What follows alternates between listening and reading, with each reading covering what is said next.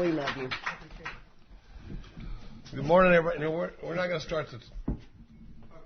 It needs to go on Sunday morning. Darling, I want to explain it to them, and then I'm going to do it again on the tape. But what I'm going to explain to them is just going to take it very brief, and then I'm going to explain it again. That's what I told you. Yes, ma'am. I think it's a great idea. Yes. Yeah. Damn it.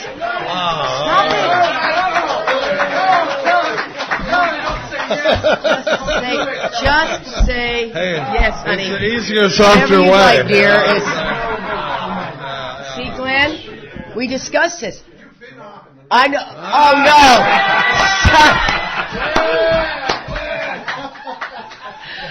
Okay. I think we're all in the room now. Okay.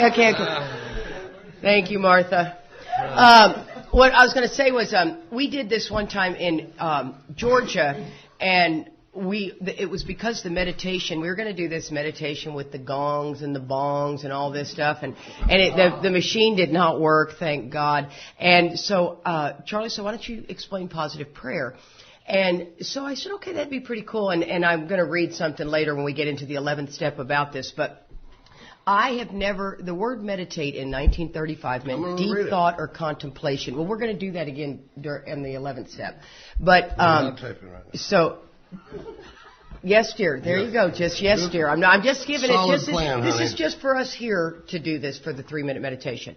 So what meditation meant was deep thought or contemplation, right? And so instead, in the 1960s, the whole clear the mind, sit in the lotus position, get the fingers going, all this stuff came about. So everybody thought that that's what meditation meant. So I could never achieve that. I cannot sit still and quiet my voice. I've tried for a long time. It just doesn't work for me. And so when I heard that definition, I went with it's an old idea, what meditation meant, till I got the definition. I got a different answer. So what I did was I learned this procedure, which we will explain in the 11th step on how I got there. But this is what I want you to try if you struggle with the silence. And that is to take maybe, since we're going to do 3 minutes, take maybe 2 people, possibly 3, it might only be 1, and say you have trouble with a child of yours, stubborn, a parent that just you feel doesn't love you, a relationship that is taxed, very taxed relationship. And I want you to take that relationship and think about if you could write the script, what it would look like. Say you have trouble with your father, and you two just buck heads and you don't get along. You say, my father and I have a relationship built on integrity and trust. We sit and have meaningful conversations. He deeply cares and respects my opinion. His health is outstanding. He has a great relationship with his Creator. Do you see how you're putting everything in a positive light of how, if you could write the script, what life would look like? You have a problem with an ex-husband. You have a boss you absolutely can't stand. You're not praying for them to, that their life be great. And you're praying for what your unity with them would be. And try it, and it's really pretty remarkable. And then, as your meditation goes on in time, you'll end up adding people to it. And my positive prayer is 20 minutes long in the morning. And I go through each person. And my son is a non-smoker. He has a clear complexion. His teeth are white, clearly. He is a smoker with his face is not terribly clear and his teeth are not white, right? Because he's a boy and he does not brush his teeth. And so, what I'm talking about. Just the hygiene to bring you boys up to snuff is a lot of work. But so you with me on this, as spoken from a true mother. And so that's what we're talking about is what we're, so just try that. It's pretty awesome, and what it does to your heart. If you don't like the silent meditation, if you like the whole quiet your mind thing, more power to you. Here we go. 3 minutes. God, please help me set aside everything I think I know about the big book, the steps, the fellowship, myself, and even you, God, so that we could have a new experience. Please help us to see the truth. Amen. Amen. Good morning, everybody. Sunday morning at the Wilson House. It's a special place, I tell you. And it's just sometimes conscious that, Mark used to say, I've never experienced this day before, and it's amazing to me how little time I spend conscious in the day if I don't take a second to think about it. But I was looking out the window yesterday, just at the big evergreen trees and the snow falling everywhere. I mean, you saw how distracting the snow was for us. Yeah, at one point it was swirling out there, and Katie was like, "Do people survive this?" Blizzard. We've never seen anything like this. But we did a workshop in New Jersey one time, and it was going to be on a lake. So we're going to the lake to do this workshop, and she brings this cute little swimsuit so she could go out and, maybe that. And we get there, and there was a rock about this big on the lake. I mean, the lake was solid ice, and there's a big boulder sitting out in the middle of it. And I was like, honey, you going to go out? Maybe you could go sunbathe out by the rock, It was like 70 in Texas. Wow. So we get used. I'm going to read a couple of things this morning. I wish we had time to talk about outside literature a little bit, but just briefly touch on it, though. Of course, this is not an official AA meeting, but even in official AA meetings, for a long time, like our group uses a study guide to help us stay focused on our study of the Big Book, and it has a question for almost every sentence out of the Big Book, and it doesn't add anything really, and it's worthless without a Big Book, because it'll say stuff like, "What was our dilemma?" After we've read the page, and so the chairperson will say, "What was our dilemma?" And then somebody in the audience will go, it goes around the room and it'll say, "Lack of power was our dilemma." And then the chairperson will say, "What did we need to find?" And so we had to find a power that could solve our problem. And then the chairperson would say, "What did this power need to be?" Well, it had to be a power greater than ourselves. And why is that? Obviously, and because, my power ain't getting the job done. But it's something with this squirrel cage of a brain of mine. It slows it down enough where I see new stuff in there all the time. But it's one of the things that I'll tell you, if you get active in AA, you're going to wind up with some arrows in your back. Mm-hmm. And you'll never know where they're coming from. I mean, but a friend of mine likes to say that in AA, when we form a firing squad, we always form a circle. So we wind up with some of our best members, picking each other off over little nit issues, like the study guide created a lot of controversy. And if you've gotten most of your AA principles and philosophy and facts out of the spoken word, or what we like to call oral tradition AA, if I've just been going to meetings, I can hear a lot of stuff, and it's like we talked about earlier, where we said, if the guy hears it in AA enough, he's going to think it's AA. And my whole time I'd heard no outside literature, hey, no outside literature, and all that, and I thought, well, that's got to be must be the 13th tradition or something. But when we started getting into this deal, I started doing some study on it, and and it turns out, there was even a letter written in 1978 from General Service Office saying that just because there's conference-approved literature, the Big Book, AA Comes of Age, Pass It On, 12 and 12, a lot of stuff is conference-approved literature.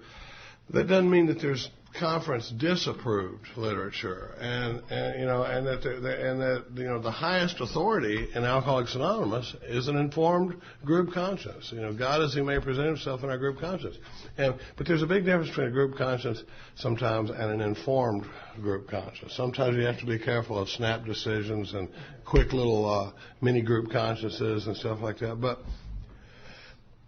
if a group decides they want to open the meeting with a Sermon on the Mount, or hell, they could be the Book of James. It's not necessarily what I'd be looking for, but that's their group conscious decision. Unless it's affected other groups or AA as a whole, they get the right to do that. Now, and I will never use one tradition to break another tradition. You got to be conscious of the spirit of the traditions. I think as we're going through it, I don't think you can say we're doing this over here that's really not right, but over in the fourth tradition, it says every group has the right to be wrong. I don't think that's the spirit of what we're trying to do, really. But as far as outside literature, there's a lot of stuff, and there's outside literature quoted all throughout the Big Book. Yesterday, we read that quote from the Book of James, that faith without works is dead, and that's the reason I had quotation marks on it. They quote Herbert Spencer. They quote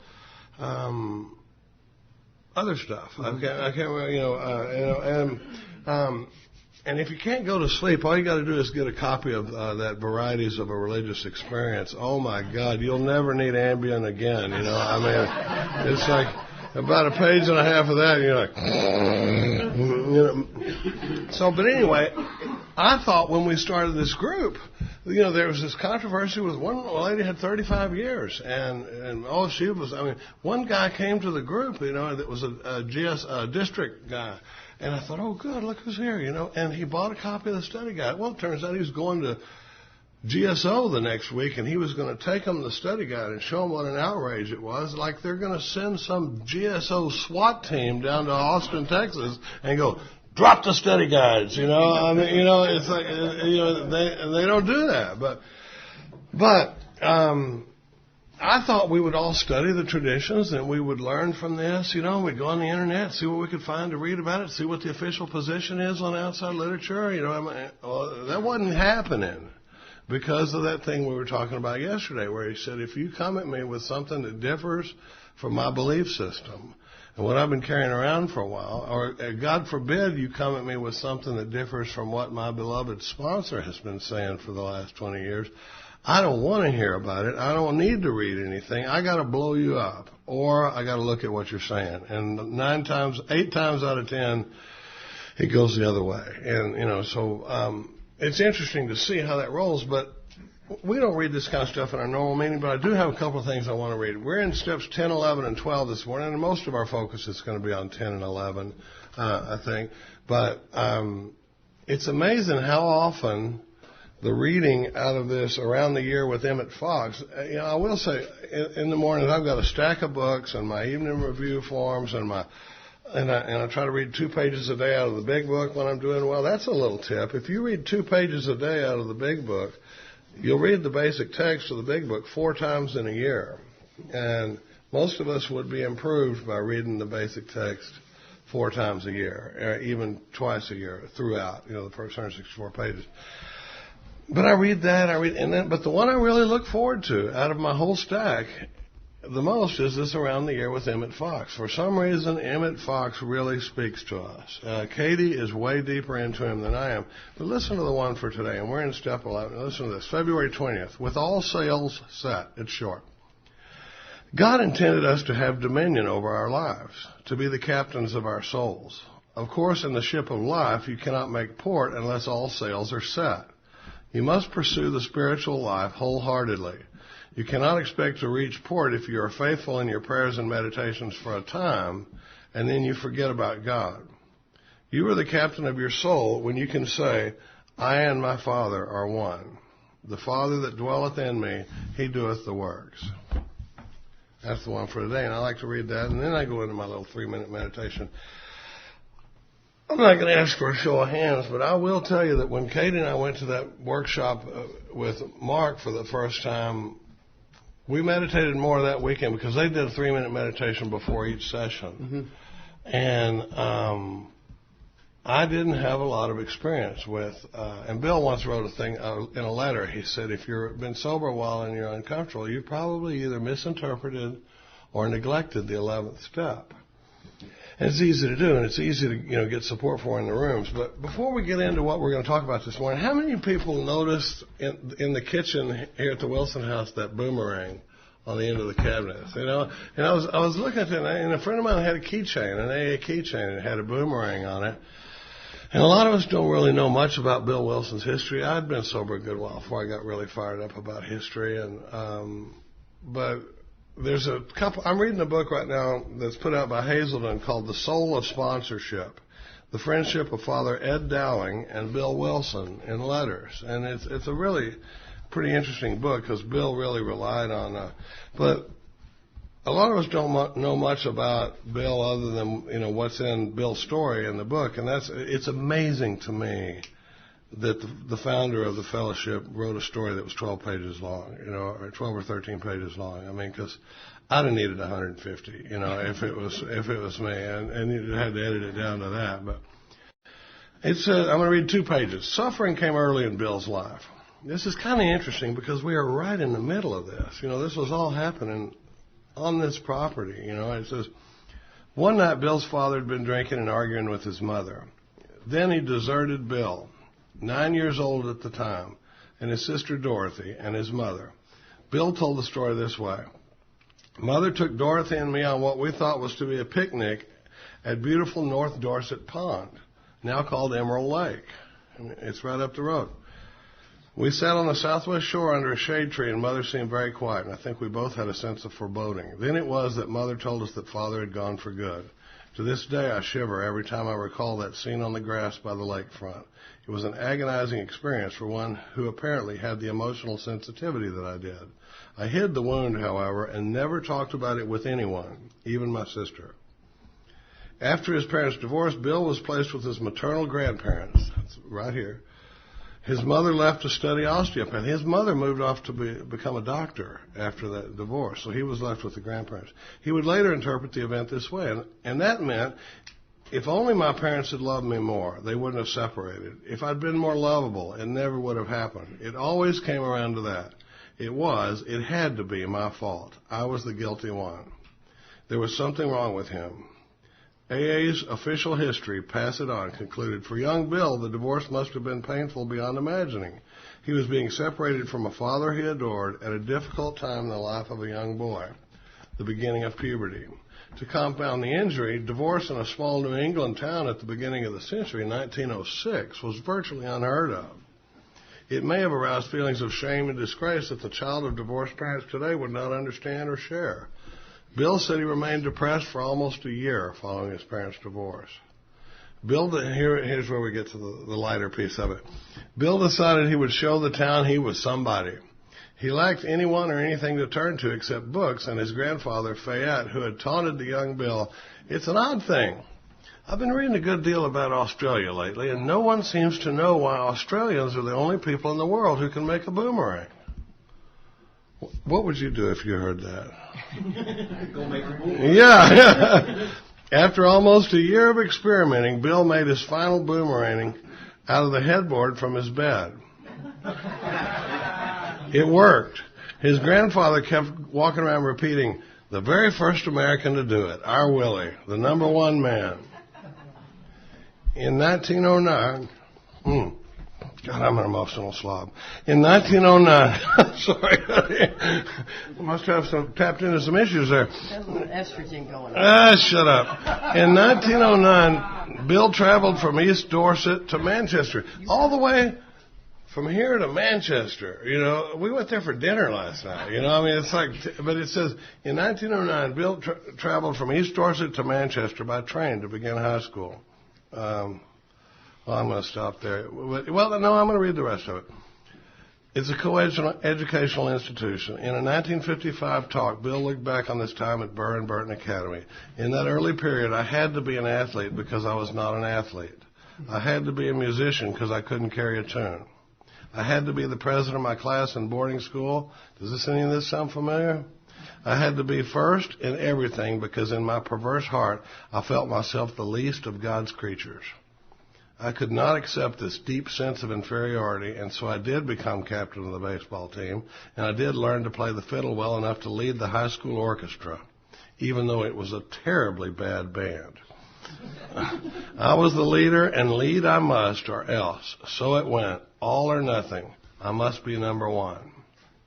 There's a lot of interesting stuff in that. But that's the story of the boomerang, is that, you know, when Bill heard that nobody can do it, he was like, well, we'll just see about that, you know. And I love the fact that he pulled the board out of his headboard. I don't know if that met with Fayette's approval or not, but it's good to be here, you know, because right up that hill is the marble mine that Fayette managed, and they said that he went up. Was it Fayette or is Bill's father who went up there and had the spiritual awakening? Well, and never drank again. I think it was Fayette. Had a spiritual awakening up at the top of that hill, and the grandfather, yeah, and never drank again. Well, good morning, everybody. We're 15 minutes into this session. And I'm going to do the 10th step. Good morning, everyone. I'm Katie, alcoholic. You know, we won't talk about male menopause. We'll just leave it at that. I wish it was new. The 10 and 11 are the maintenance steps, and I think it's real important to understand, once again, the way the book rolls out, the way you're teaching sponsorship, the way we understand this, and once again, I'm big about the semantics, is the maintenance steps are required to maintain what we have. If we slack on the maintenance steps, you don't get to just pick up and start maintaining again. You really don't. Let's just assume it, since I'm in the fitness business, here's a perfect example. You work out, you faithfully lose your 30 pounds, you're showing up at the gym 4 times a week, man, you're doing incredible. You start to maintaining that weight loss and then you start slacking. And you're not going to the gym, and you haven't been to the gym in a couple of weeks, and you start eating poorly. Do you get to go back to maintaining, or do you have to go back to getting unblocked again? I mean, it doesn't work that way. And so what happens is, and especially if you sponsor a lot of people, you can watch them slide from the maintenance steps, and then all of a sudden they are restless, irritable, and discontented, and they can't figure it out, and they try to meditate their way back into peace. You can't meditate your way back into peace because you're blocked. You couldn't hear God if he had a bullhorn. It doesn't work that way. You almost have to go back to either the 9th step and continue with cleaning up your past, or you have to go back to a 4th step and continue the 9th step. You can do all of those at the same time. And that's where the book, it leads you right into it. And I think as a sponsor, it's my responsibility to let these people know when they call me and they go, I don't know what's going on. I go, I know exactly what's going on. You haven't done a 10th step in 4 weeks.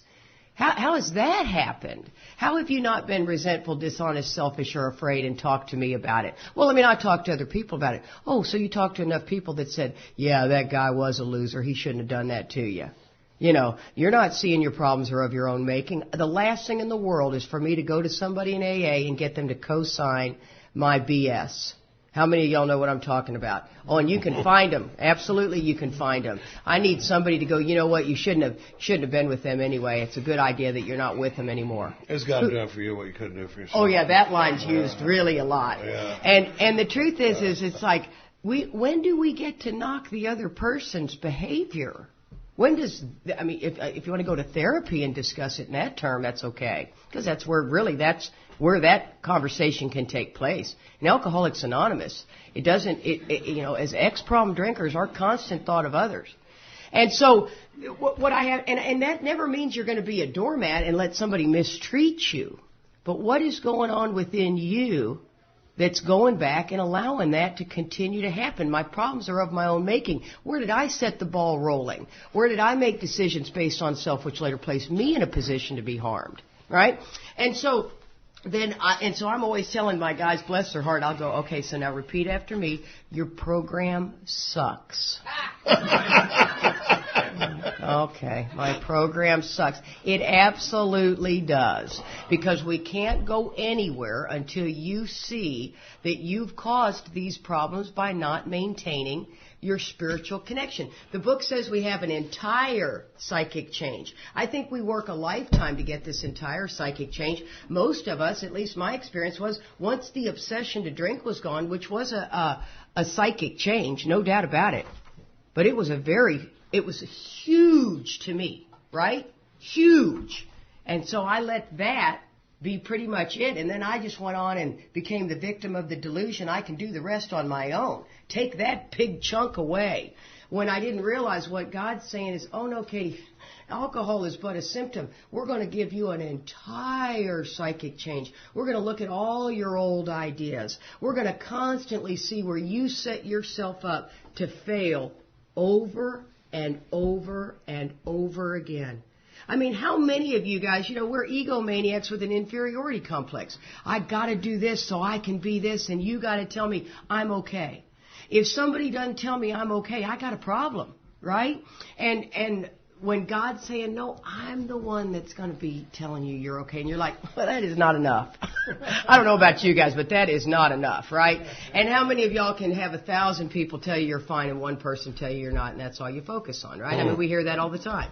And so the truth is God says, if all of them say you're not okay, I'll tell you you're okay. And once again, when you're on the firing lines in AA, when you're carrying a message that's got depth and weight, you're going to take arrows from everywhere.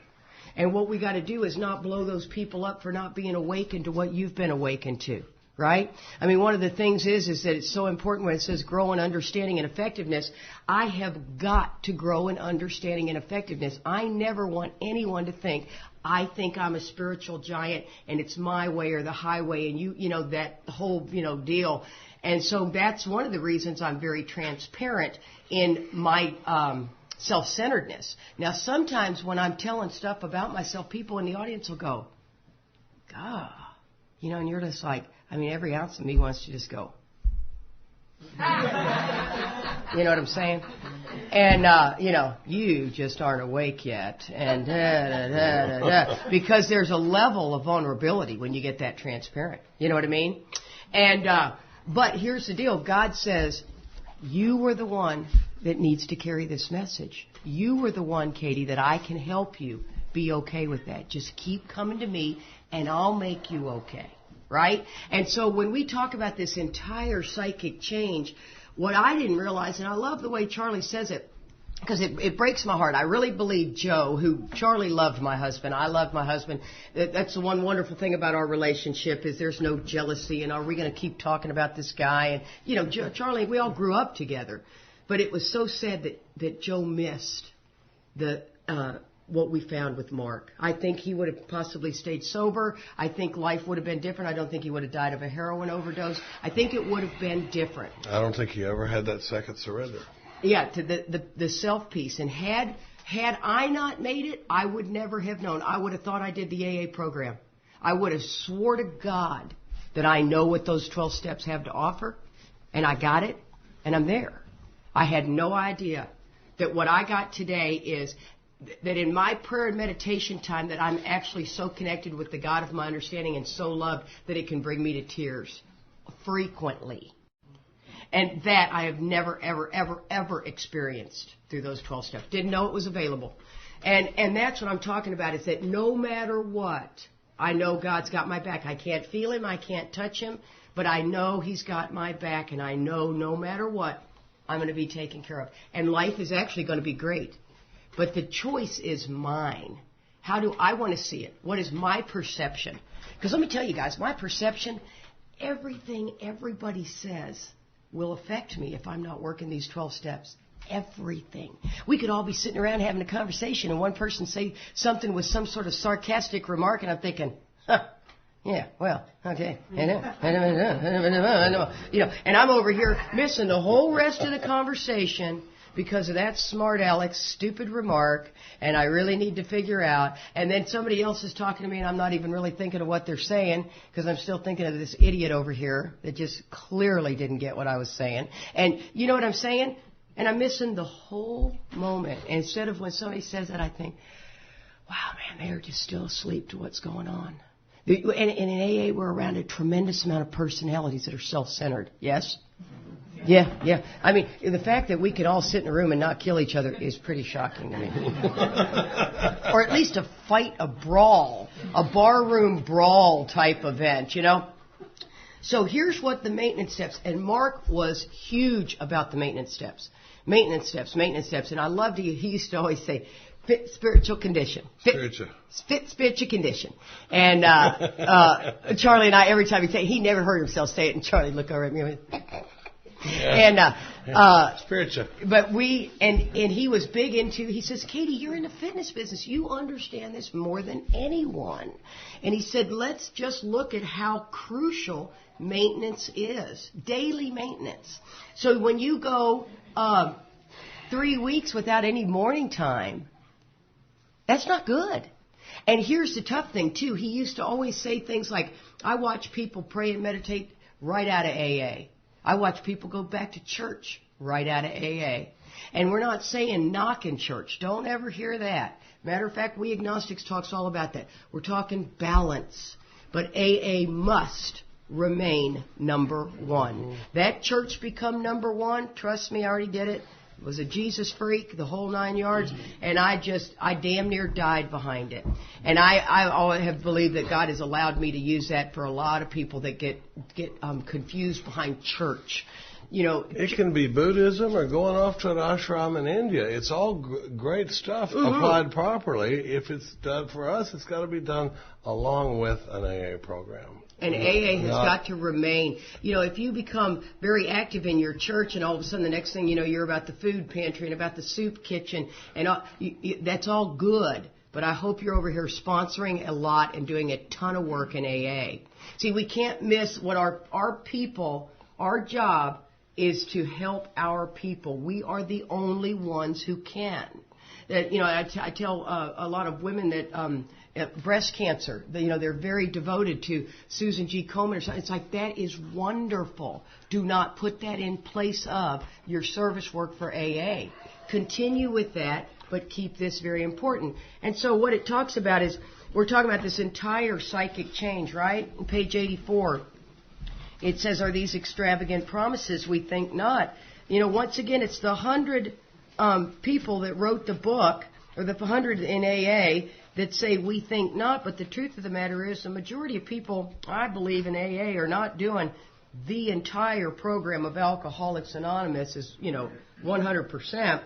And so these are extravagant promises, They darn sure are. If somebody says, are these extravagant promises, I go, hell yeah. Damn right they are. Yeah, they darn sure are. Now, that's why they're saying we think not, but the we is the people that wrote the book, because they've already had the spiritual experience, they've had the deal, and they're on the other side of it going, no, to us they're not extravagant promises, but to the hopeless, helpless alcoholic rolling in, if you read those, damn right those are extravagant. And to most of the people sitting in the rooms of AA, no fear of economic insecurity, really. Tell me about that, and that sort of, all that stuff. I'm sorry. Well, no worries. And one of the things too is, like a gal that stop it. I am so not like that.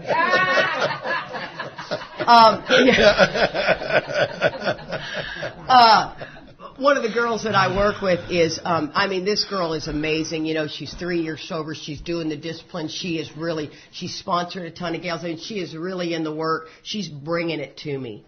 And she loses her job. That's pretty scary, right? Job is gone that day.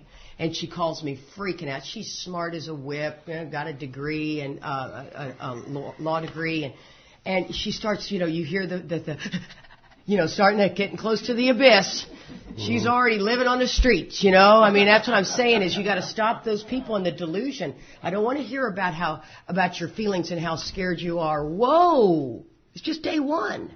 In a year and a half, if you still have no job, let's start looking at that. But right now, hold up. And I told her, I said, the book promises me that you are in a position of neutrality, safe and protected. Stay close to him and perform his work well. You need to remember that. Do not go into the delusional fear. You will miss life, worried to death about this job. And I swear you could just almost say, and she had to stay in close contact with me. That was not enough fairy dust to sprinkle on her to fix her. Don't get me wrong. But we stayed in very close contact. Within a week, she had a spectacular job. The best job in the whole wide world. You know how it always is. The best, the best, the best. Yeah, give that about 3 months and she'll be bitching about it here. You know what I mean? But that's okay. And that was, she was like, my God, Katie, she goes, I got to tell you, I immediately went to work with my sponsees. I put out the job applications, which we all know doesn't take all 8 hours a day to look for a job. You look for the job. That's a priority, important to do. Put out those applications, go on those interviews, and then go help a drunk, period. Don't go to a meeting. Go help a drunk. Don't go to that meeting talking about your fear of the fact you lost your job and suck the life out of that meeting. And you know what I mean? We're using meetings, unfortunately, for the wrong things. Go down to the 24-hour club and sit with somebody who's got 3 days sober, who's scared to death they're going to lose their children if they get drunk one more time. And let's see how big your problems are in your big old house, with your big old car and your big old bed. And that's because it's a disease of perception. We lose our perception. It's about me. You get me in that self-centered fear, right? So, and then it says they will always materialize. But it gives you, what do you got to do? If you work for them. You can't sit around and think about them. You can't sit around and talk about them. You have to do action, action, action, action.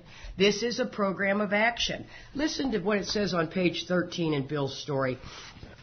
I just love this. Bill's story had, I don't know about you, but as a woman, it did nothing for me. It sounded like my grandfather telling me about World War I. I swear. You know how many of y'all have sat with your grandparents and they go back into what it was like and you're like, and he's on a Tuesday back in the horse and buggy, and I'm thinking, oh my gosh, well when we studied Bill's story, it came alive to me. I mean, it came alive. Now granted, I know I'm in the birthplace of Bill Wilson, but you get as far as Texas and it's like we're talking about somebody in Germany as far as I was concerned. And, he stood in front and he read the scripture on that stone. Here lies a New Hampshire grenadier. I'm like, what? Yeah. Ever?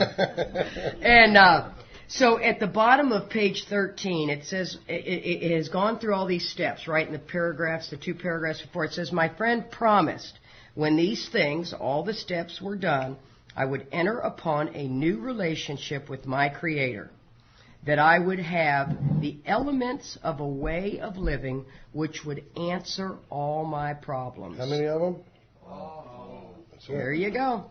So is losing a job one of those? Absolutely. Is a divorce one of those? Absolutely. Is bankruptcy one of those? You bet. How about cancer? Sure enough. How about a sick kid? Yep, there it is. Doesn't matter what it is. Car engine blew up in your car. Yep, that one. Dead battery. What about gambling and porn? Oh yeah, all the things that overeating, all the things that come at us. Smoking. It's everything. Everything. Don't think that your God is too small. But what do you have to do? You got to do all the steps. Actually work all the steps all the time.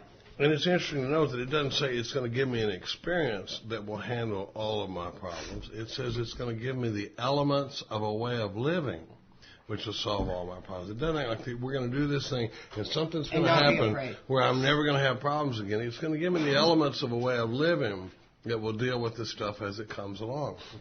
That's what we're rolling into. And so, and then there's, I'll do that one when we get to the 12 steps. And so then it says, this thought, what thought? The thought about continuing to clean up the past and that they will always materialize if I work for them. I got to tell you guys, I thought the whole meditation thing was that silent meditation. I completely removed the 11th step out of my life.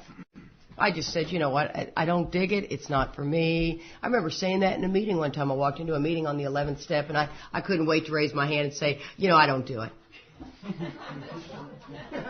I still think, oh, my gosh, I just don't do it. I don't dig it. I can't sit still. I don't like it. I mean, I read I would read daily reflections on the back of the commode, and that was it, right in the morning. And that was my meditation.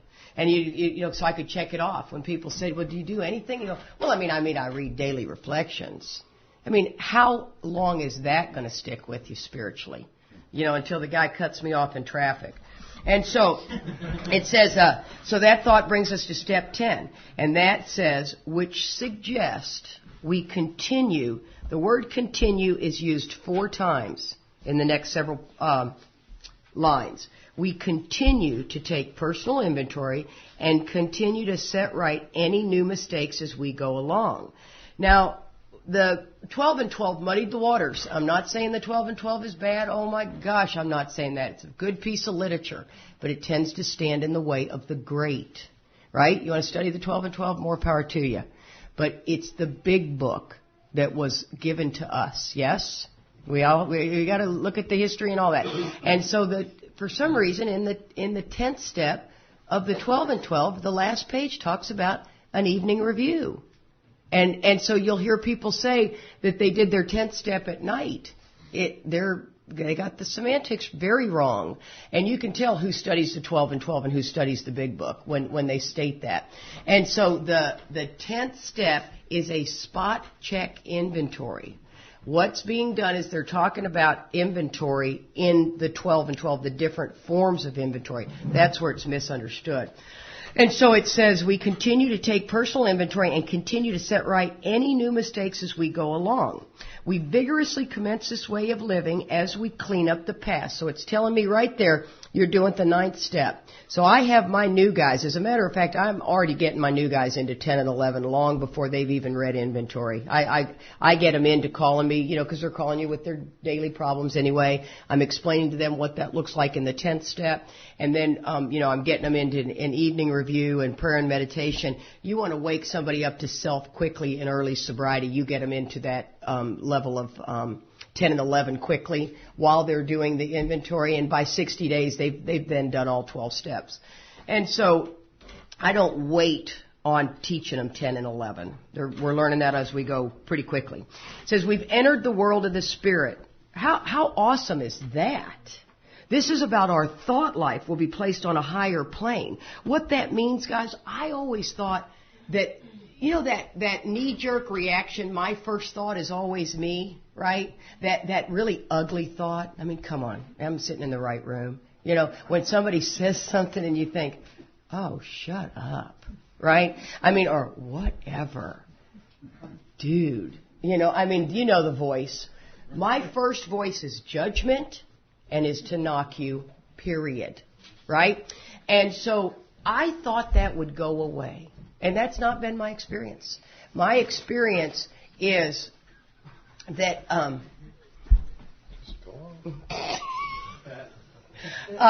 my experience is that when that happens, I'm able to take that into my toolkit of spiritual tools.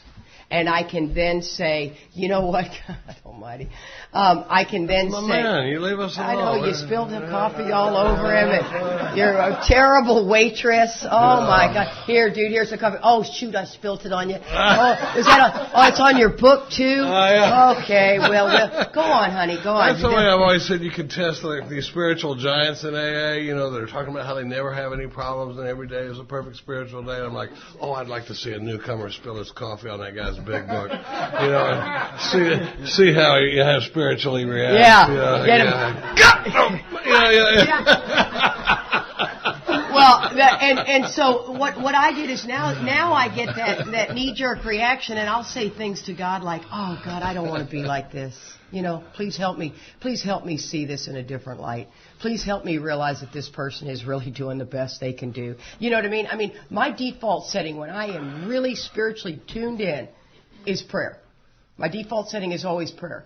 If my default setting goes to, what an idiot, Jesus, I wish they would just shut up. They're just bugging the crap out of me. And you know what? And they're, God Almighty, they don't know anything. Could you imagine being married to that loser? I wonder if there's any meetings that he doesn't go to. Yeah. Are you with me on this dialogue?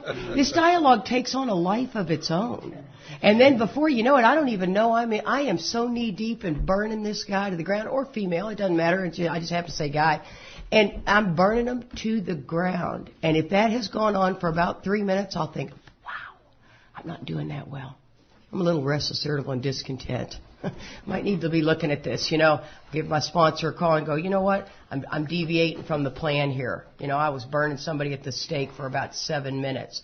Now that is what I can, when my default setting goes to prayer and I have that instant compassion, I am doing well. That is not my experience every day, guys. I am not here to say I am tooting my horn that I'm a spiritual giant.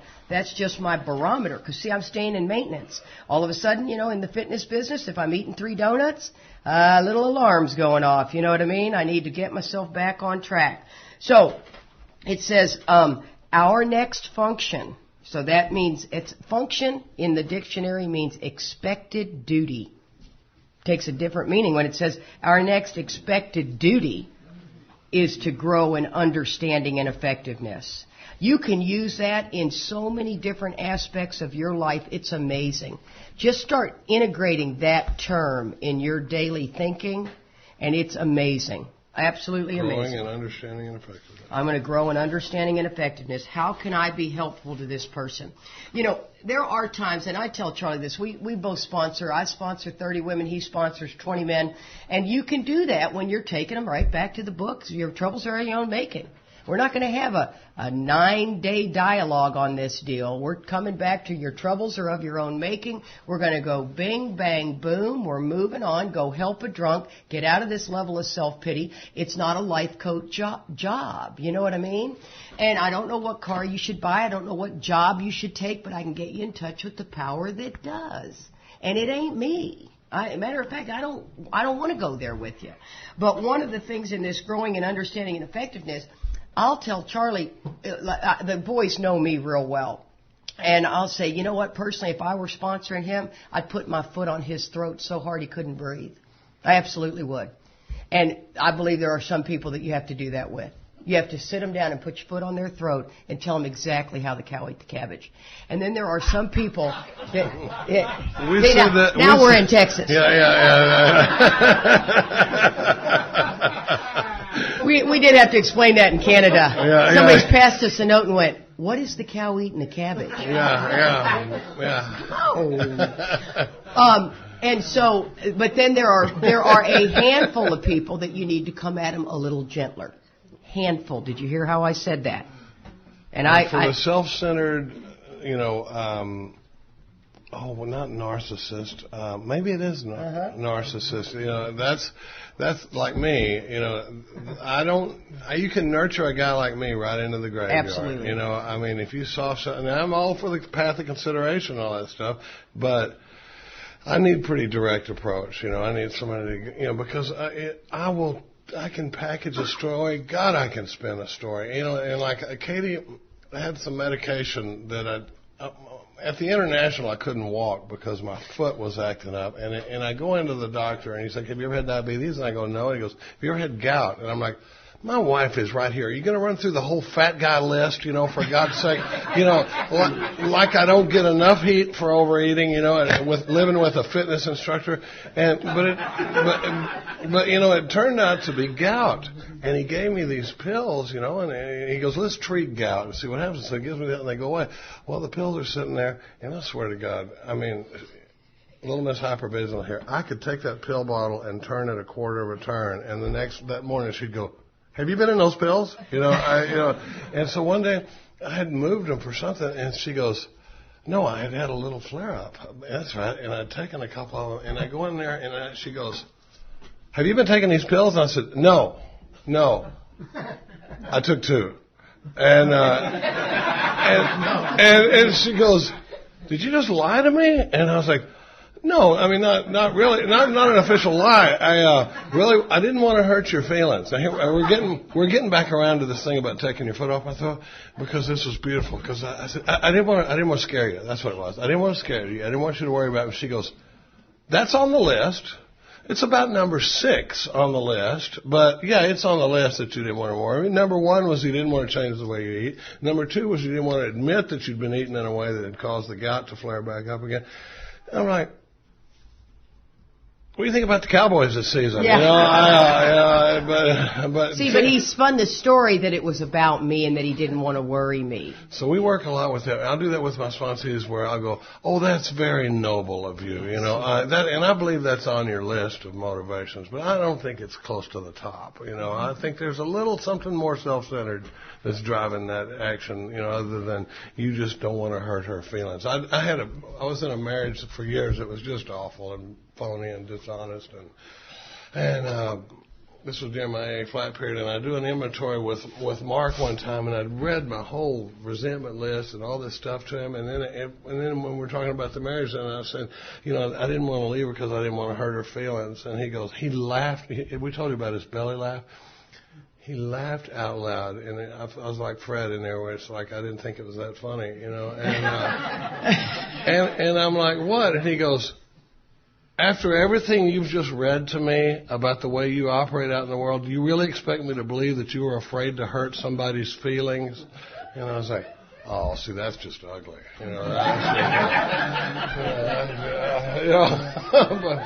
But that's the delusion we're talking about that we're under. It's just not denial. That word is thrown around in AA.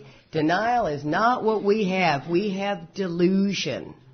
And I swear, I love to use that scenario about it. It's on the list. Because whenever somebody in AA comes at me with a noble, humble statement, I don't buy it at all. I completely discard it. I'm sorry. I don't believe that. I believe you want to believe that. And I believe it is on your list. I'm not saying you're heartless, but it's not the driving motivator. The driving motivator is so that Katie can get what Katie needs. And one of the sayings that my guys quote from Katie, and one guy puts it at the bottom of his daily email check-in every day. Katie one time said, she says it a lot, she says, I don't even know I have a motive until you don't do what I want. You know, so like, I might buy, the example we used was I bought her son a car. And this is a noble move, and I want to get Sam a car, and he needs a dependable car and all this stuff. But then when Sam doesn't start acting right, or if he's not calling me, or he's not showing me the love or the respect that I feel like he ought to be showing me, up comes the car. You know, see what I'm saying? For all I've done for you. It comes that indignant piece that we talk about. You know, angry, indignant, self-pity, and that sort of thing. So I don't even know that I got a motive sometimes until they don't do what I want them to do. You know, if only my arrangements would stay put, my motives wouldn't even come to the surface. And keep in mind, now we're not saying that you wake up in the morning and you go, how can I get over on them? You know, diabolical, sober alcoholic. Yeah. You know, we're not doing that. As a matter of fact, we really are showing up being the best we can be. But we are outright mental defect, full flight from reality, and cannot differentiate the true from the false. You got to give us a little credit. I know. I love that. Personally, the first time I ever heard somebody say that, I went, oh, my God, I'm home. I am with my people. You know, because I always thought there was something seriously wrong with me. I mean, I really did. I just knew that I had to be the best at everything. I had to be the this. I had to get everybody to like me. And if everybody didn't like me, you know what I mean? I mean, wearing you out. And here's what I understand today is the truth of the matter is, and Mark just said this on the CD we were listening to it. Charlie and I know better than to listen to somebody else's weekend before we get ready to do our weekend, because all that's trying to channel through, and it's all. You'd think Bob Darrell was sitting up Oh there, my gosh! And I'm telling somebody else's story that's not even mine, you know. But Mark said, he goes, I really think God, and this is a bold statement. He goes, I really think God did screw up with us. He goes, I think that we slid through the filter by accident, and God went, holy smokes, man, I made a mess here with these guys. He goes, St. Peter goes, God, we let these guys out too soon. They don't have all the filters in, you know. And God said, you know what? I'm busy. It's too late. It's going to be a little tough for them, but they'll be okay, you know. I mean, you know, and we went to dinner last night with Chris and this other guy that's 4 years sober. And at one point, we got a conversation going at our table that nobody needs to be hearing in this restaurant. Are you with me? And I mean, and the one guy is talking way too loud, and there's people not fine. I'm thinking, dude, yeah. You know, we don't fit in, even in a large restaurant. You know what I mean? It's like, man, do you remember when we used to shoot that? You're like, buddy. And then I was in this blackout. You know, just that terminology. People are going, what are they talking about over there? I got arrested in Dorset once in a blackout, you know. Yeah. Oh, God, Dirk. So, but, you know, it's funny because, and you know, once again, when we can't sit in front of an average group of people and tell our AA story. They're not laughing and cutting up and, you know, you bring somebody into AA and they're just going, oh my God! You know, they are mortified by what we're talking about. Okay. Can I have a piece of this? No, not yet, but you get in a second. It looks like this session is probably just going to be step 10.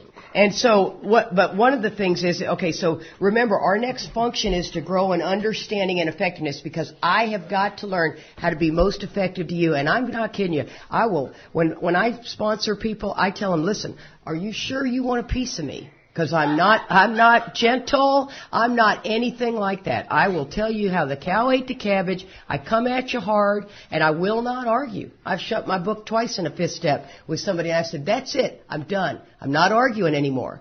You said you were willing to look at it from an entirely different angle. You have fought me on the third one. I'm not going to sit here and fight. I'm a garden variety drunk just like you. I'm not a social worker. I'm not a therapist. As a matter of fact, you're pissing me off. I'm going to have to write inventory on on your ass, and I don't want to do this. Okay? So this is too much work for me. You know? I got to take some time out of my day, go meet with my sponsor, all because of your sorry butt, and I'm not going to do it. And so, and that's the way. And so I make sure that before we enter this agreement, you know what you're in for, because I will re-bring it back up. And here's the deal. I'm also a mother. This is how I mother my children. I'm very much the disciplinary. I'm very much the hard ass. But my kids know the angrier I get, the more I love you. That's how I show it. I'm not the paste, glue, and glitter. We don't sit down and read a book together and I stroke your hair. I was never that mother. I was the mother that was going to teach you how to be something in life, how to, have integrity, how to have dignity, by pushing you that way. Not that the other mother's not teaching that, but you know what I'm getting at. And so that's just the type of person I am. So it says, this is not an overnight matter, right? It's telling me. And I love, JJ, you reminded me of that line that says, we will not be inspired at all times. Don't lose sight of those days that you have that you're just flat. You're just flat, man. We are addicted to excitement. And I hate when people say, oh, you're such a drama queen. It's not drama queen. Man, I'm absolutely asleep. I don't even know I'm causing this chaos out here. And then you act as if I have a choice in the matter. You act as if that I know better than to do that behavior. Show me where my troubles are of my own making. Help me see this. Don't call me a drama queen. I hate that statement in AA. And I really do. Like I've had sponsees call me and go, well, this chick's such a drama queen. Oh, yeah, and you are a cakewalk. And it says this is not an overnight matter. It should continue. Third time it's mentioned it. Continue for our lifetime. Now, this is where I'm going to turn it over to you, honey. It says, continue, again, to watch, not wait.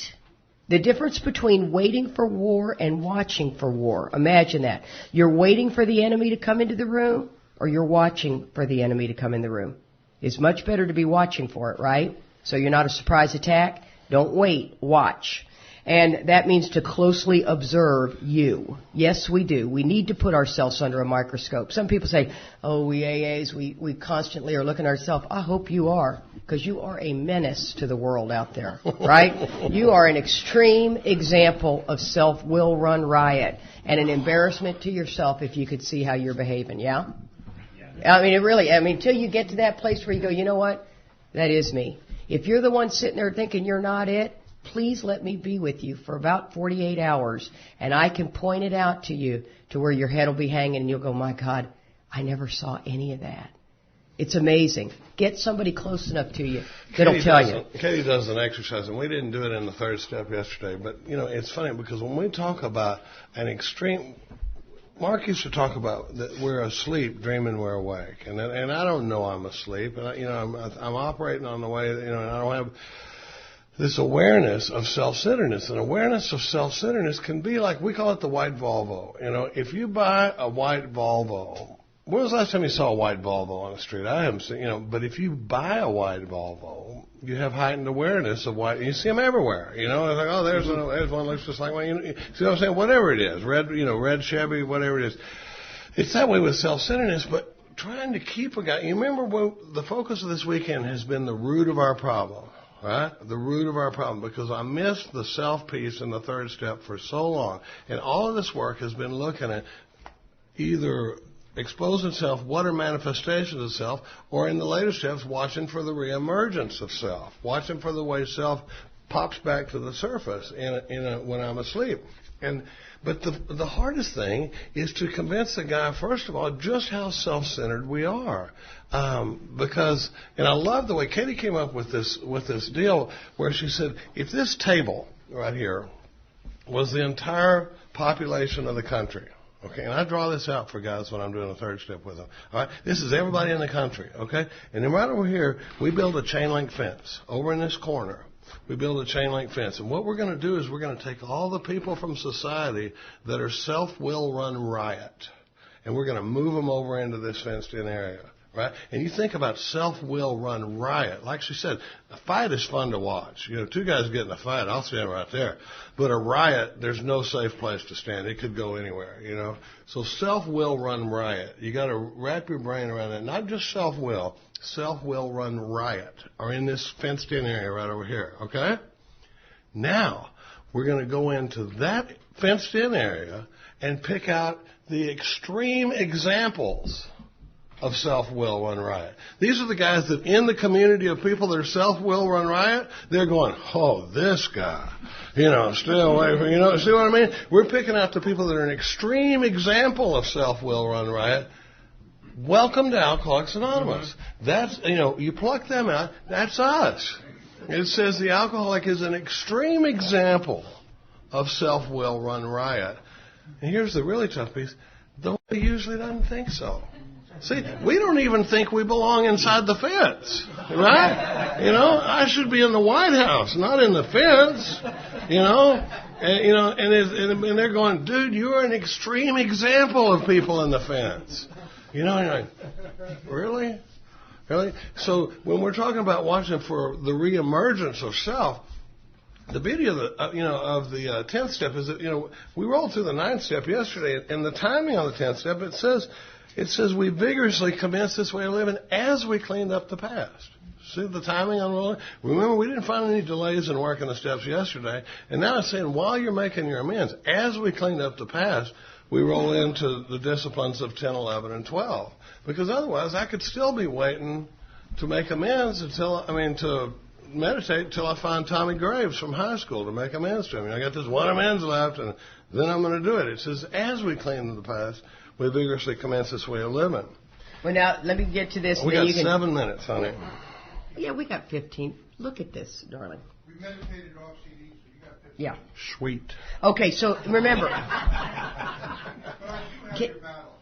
Thank you. Good. Did you really? You swear to God. Yeah. See, Glenn loves that. Yeah. I don't like this back and forth thing, and both Jane and Glenn. Jane goes, I like it. It really shows what you got. And I'm like, great, Jane. I love you, so we'll You're keep eating it. up the clock, honey. Oh, stop. Okay, so it says, Tick continue tock. to watch, which is the close observation, for 4 things. This is where when you're working with the sponsee, you can ask them, what are the 4 things you're supposed to watch for? If they have to pull out their book, they're not watching for them. You know what I mean? Yeah. I mean, you know, and it's like, it's selfishness, dishonesty, resentment, and fear. Who goes through a day without those? And what are those 4 things? Let's just take a second to stop and think. What are those 4 things they're telling me to watch out for? They're symptoms of the reemergence of self. Mm-hmm. And how does self pop back up in my life? Selfishness, resentment, dishonesty, and fear. These are daily things to keep an eye out for as I'm out there in the world rolling through the day. And once again, you know, most of the time we can always identify resentment, right? We can always identify resentment and dishonesty. But let me tell you how, resentment and fear. But let me tell you how dishonesty comes up. The delusion that's in our mind, that the show that's running up there, I don't even know if it's a fact. And I'm living out what's happening right here in my heart. Do you know what I'm saying? Like, say all of a sudden you're sitting at your desk and you got a problem with Mary at the office. And she walks by you and she kind of does this number. Right? And then she walks into the boss's office.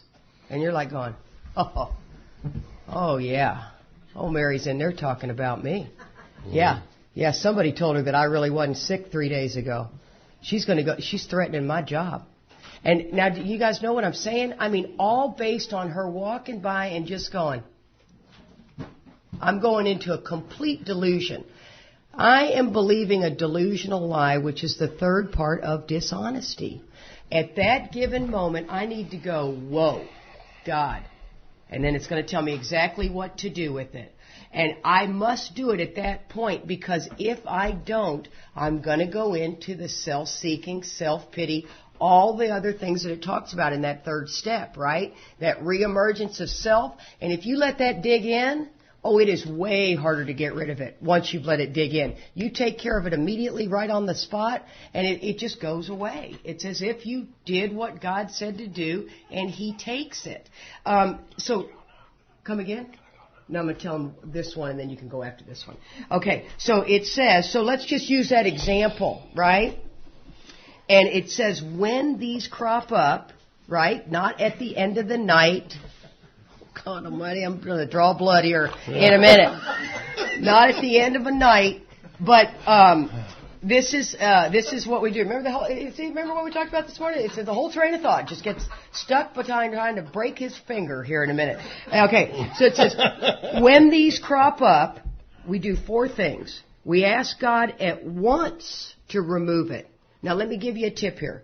When we ask God to remove it, you have to believe in the law of substitution. What is the book constantly telling us to pray for? Inspiration, intuitive thought, knowledge, understanding, and effectiveness. Yes, right? Mm-hmm. So we already understand that these are things to pray for. So when we ask God to remove it, we must substitute that for something. God, please help me not believe this delusional lie that Mary's in there talking about me. Help me believe that today is a wonderful day. I'm a good employee. I bring a lot to my job. That Mary's in there dealing with other issues that she's got on the job. Whatever. Are you with me on that? So you've asked God to remove it, and you've substituted it with something else. It says we talk to somebody immediately. Now, I tell you, if you can, Marty and I, my sponsor and I call it walking you off the ledge. We need to walk you off the ledge just far enough away from that delusion to get you taking a couple of deep breaths. How many of y'all know that feeling where you're...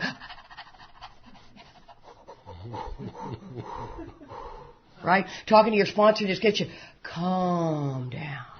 Thank you so much. I needed a different set of eyes, man. I needed another perspective. Don't lose sight of how important that is. Why do we always go to burn the house down first? Oh, my gosh. You know, it's like insanity. And so then it says, that's right. And then we have to make amends quickly if we've harmed anybody. You know what? I mean, if we went over there and shot over to somebody and said, I know Mary's in there talking about me today. We got to go over to that person and go, hey, listen, man, I was overreacting. I'm sorry I threw that wrench in your day. It was inconsiderate of me to be talking about her. You know, blah, blah, blah. And then it says, we turn our thoughts to someone that we would help. Dave, for example, mom's ill. I'll be thinking about him this week. There's a handful of you guys that have brought some really touching situations that are happening in your life. And I always take those and I put them in a special place in my heart that says, God, when I'm doing an active 10th step, don't let me forget about them. I'll usually remember them in prayer and meditation time when life is good and smooth, right? I'll be thinking about the people who were hurting, had extra special situations going on that we were talking about. But when I'm doing a 10th step, I need someone else real quick in my mind. Are you with me on that? It's worth noting that it says we turn our thoughts to someone else. It doesn't mean we leap up from our desk at work and run down to the 24-hour club. We're just trying to recenter the spirit. And you can take over now. Nice job, honey. Thank you. Thank you for these 6.5 minutes I get left here.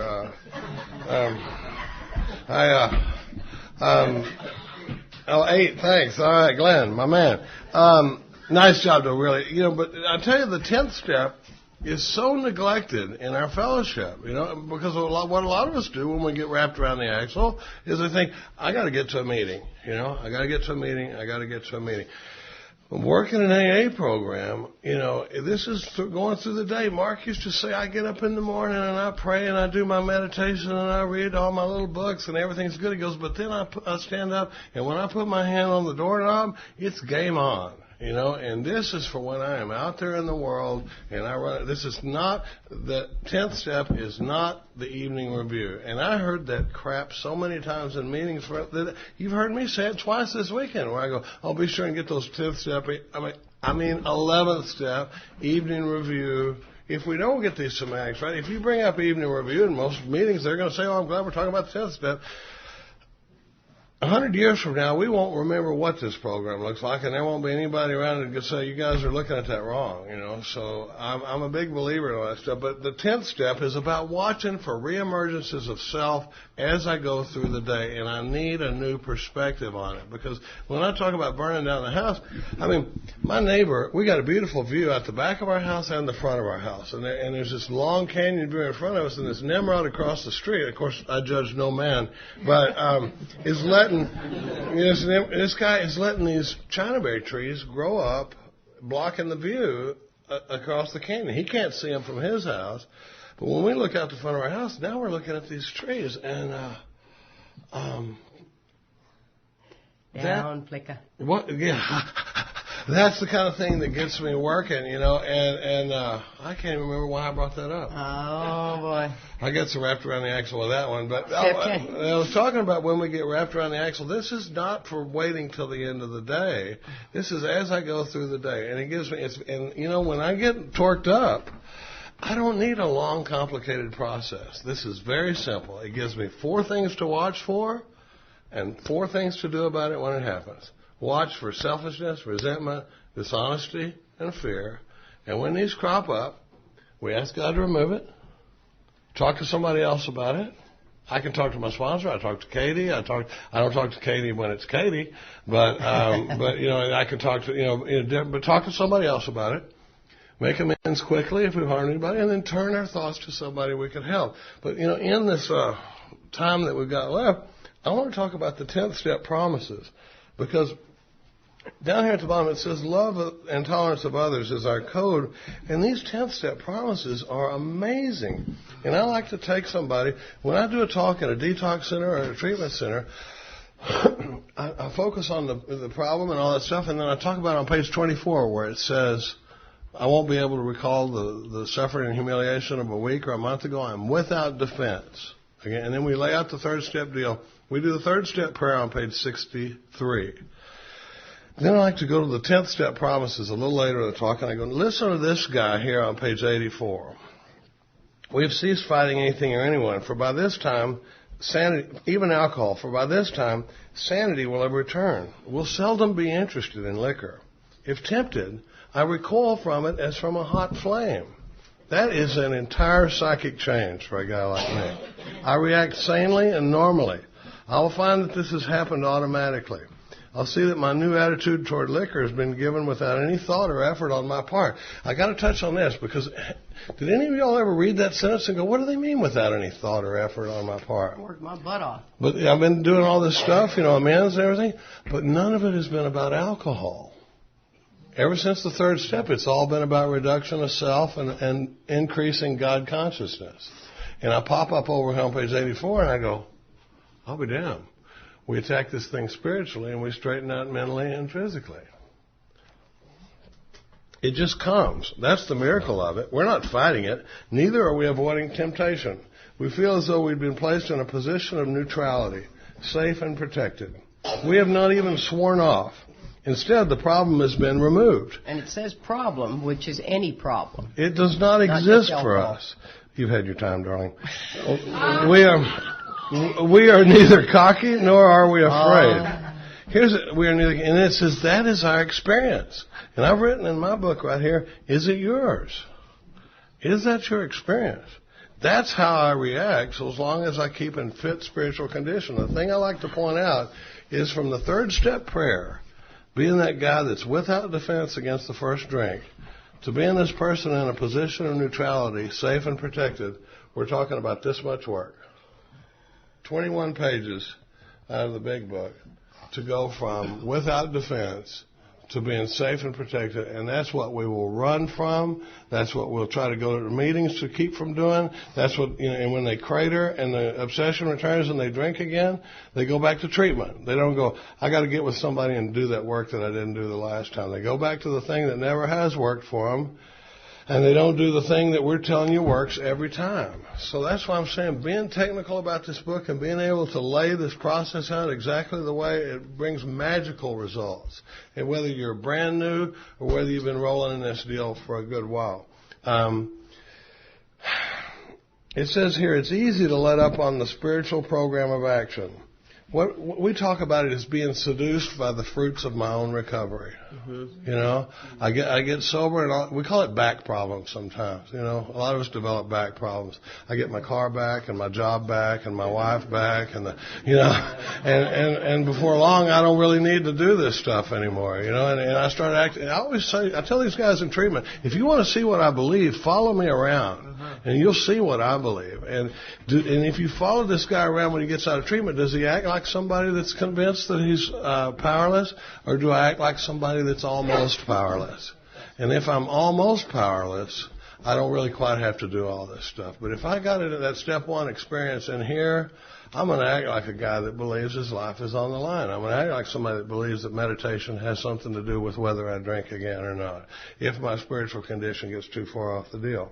It talks about resting on our laurels. I'm going to finish this up because but it says what we really have is a daily reprieve contingent on the maintenance of our spiritual condition. Here's a line for you in this selfish program you hear these knuckleheads talking about.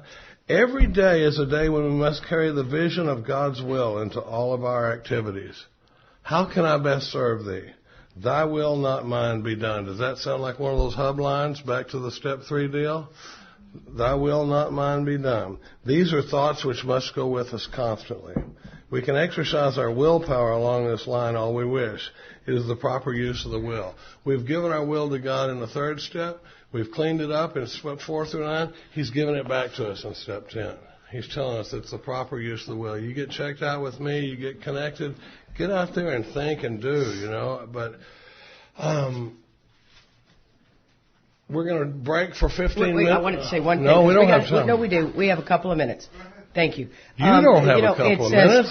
It says what we really have is a daily reprieve. I think a lot of times, have you ever heard somebody say, I don't drink today. I got 24 hours without a drink. You got as much time as that. You know how we're always talking about that this is one day at a time. I don't drink. You know, that's not at all what the book says. As a matter of fact, that is not at all how I live my life. The drink is but a symptom, and it says what we have is a daily reprieve, and that's talking about my spiritual fitness. Now, I let up on all that, and the vodka's there, no doubt about it.